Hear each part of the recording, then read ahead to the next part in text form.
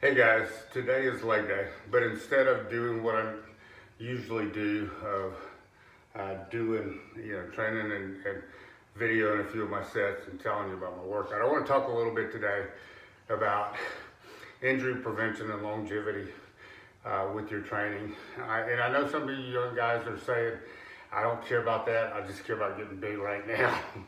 Well, that's not uncommon. I was that way when I was in my probably up until around my mid-30s. But let's consider the two different training modalities for bodybuilding that are the most prevalent nowadays. That's high intensity training and high volume training. And usually people are on one end of the spectrum or the other. They both have merit. The main thing about stimulating hypertrophy is overload, progressive overload.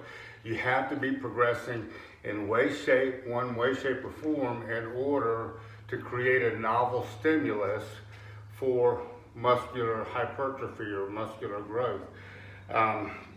But that doesn't mean that you have to handle loads that are so heavy that they're putting you at risk every time you train.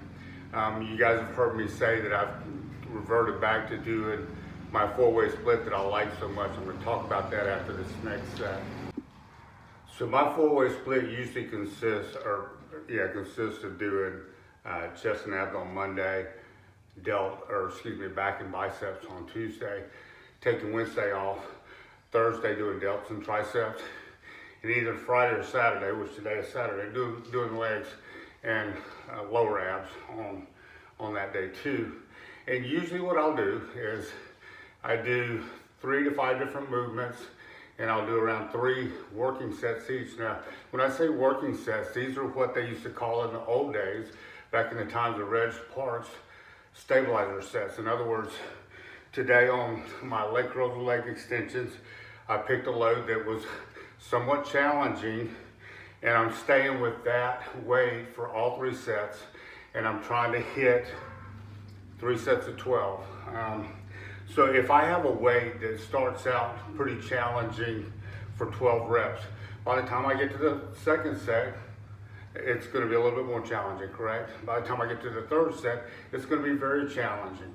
So what I'm doing with that is I'm not putting so much torque and so much into that first set that the load is such that it's going to give me the risk of injury. We'll talk more about it in a minute. So hypothetically, let me just give you an example.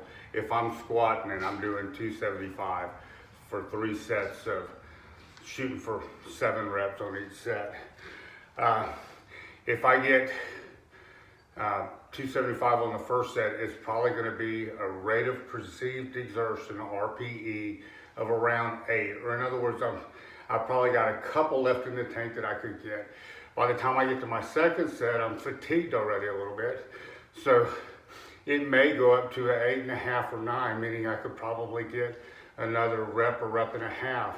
And by the time I get to my third set, it's probably going to be somewhere around a 9.5 on the RPE scale, meaning that it would be very, very difficult and risky to try to go for another rep. By doing that, by using those stabilizer sets, you're pre-fatiguing the muscle on the first couple sets, and they're still, they're still challenging enough to be work sets. But then by the time you get to your last set, it should be very, very challenging. And then, when you get to the place where you're doing your 275 for 3 sets of 7, well, then the next workout you go up to 8 or 280 or 285, something like that, and you start back over. And the first set you may get 7 on it. The second set you may only get 6. Third set you may get 4 or 5. Well, you stay with that weight until you build back up to 3 sets of 7. It's a safe way of creating progressive overload, as opposed to doing one all-out set where you risk injuring yourself because you're putting so much intensity into it. Sometimes your technique falters or it's just too much on your connective tissue to handle.